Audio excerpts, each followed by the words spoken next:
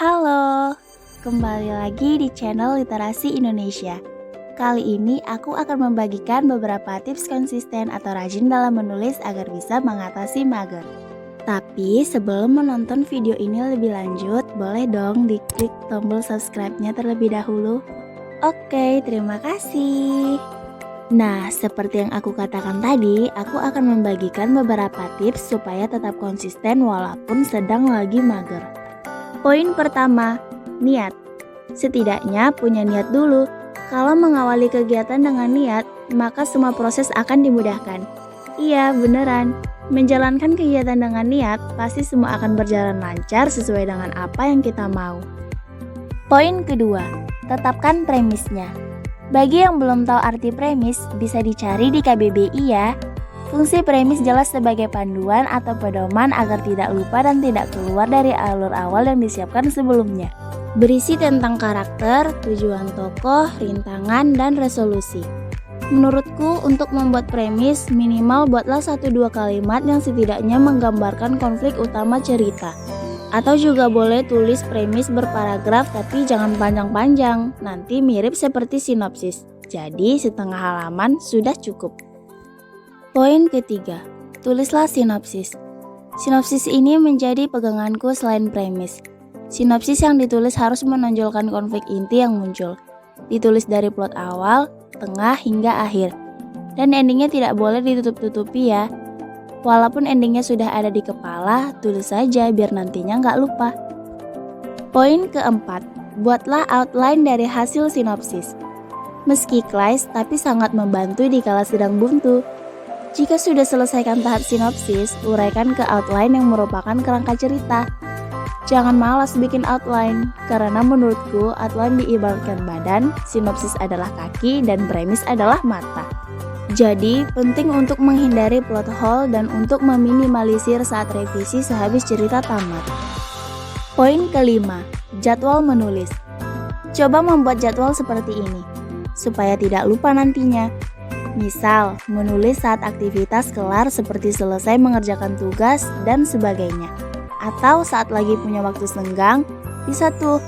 Coba lihat kerangka yang sudah dibuat sebelumnya dan sehabis tahu apa yang akan ditulis, maka saatnya beraksi, menulislah. Poin keenam, tetap jaga kesehatan. Jangan sampai sakit ya hanya karena menulis sampai mengorbankan waktu tidur kita yang sangat berharga. Meski aku kadang begini, tapi kan yang namanya menulis untuk menyalurkan ide, bukan mengambil jam istirahat yang kita miliki. Buat jadwal rutin menulis, seperti pada poin 2 di atas. Menjaga kesehatan itu lebih baik. Otak jadi lebih fresh dan kita jadi leluasa memikirkan jalan cerita kita selanjutnya. Poin ketujuh, buat deadline untuk diri sendiri. Ini pun penting, anggap saja menulis adalah tugas dari bos. Biar kalian dapat bayangin kalau semisal kalian bolos kegiatan menulis, pasti bakal dikasih hukuman. Intinya yang menakutkan deh. Dari hal ini kita bakal terdorong untuk menulis dengan sukarela. Usahain buat deadline setidaknya 3 hari sebelum masa wajib publis di Wattpad. Berarti kita sudah bisa menulis selama 3 hari tersebut dan menabung part sebelum dipublis. Poin ke-8, ikut minimal 1 challenge menulis. Sama juga seperti poin nomor 7 tentang deadline, tapi bukan kita yang buat. Deadline ditentukan oleh penyelenggara eventnya, membuat kita jadi dikejar sama deadline.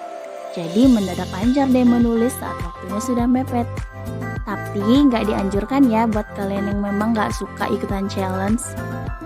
Poin ke-9, fokuskan ke satu word saja, jangan ke yang lain. Pokoknya jangan selingkuh buat nulis cerita dari ide yang tiap hari berdatangan. Jangan sepertiku yang aktif menulis 5 cerita. Asli nggak enak, tapi tetap aja nggak kapok. Tapi walaupun begitu, aku jadi terbiasa gantian nulis dari satu cerita ke yang lain. Karena ada pegangan walaupun kadang lagi mager. Nah, itulah beberapa tips konsisten agar tetap menulis walaupun lagi mager. Memang setiap penulis pasti memikirkan ide baru. Tapi bisalah kalau idenya ditulis dalam catatan supaya bisa ditulis di waktu mendatang. Jangan lupa semangatin diri sendiri. Jangan memaksakan diri menulis kalau sedang ada hambatan. Paling utama banyak-banyaklah membaca. karena penulis tanpa membaca jadi miskin inspirasi dan kosakata. Oke, terima kasih sudah menonton video ini sampai habis. Terus dukung channel ini ya supaya bisa berkembang lebih baik lagi. Jangan lupa tinggalkan jejak like, comment, and subscribe. Sampai jumpa.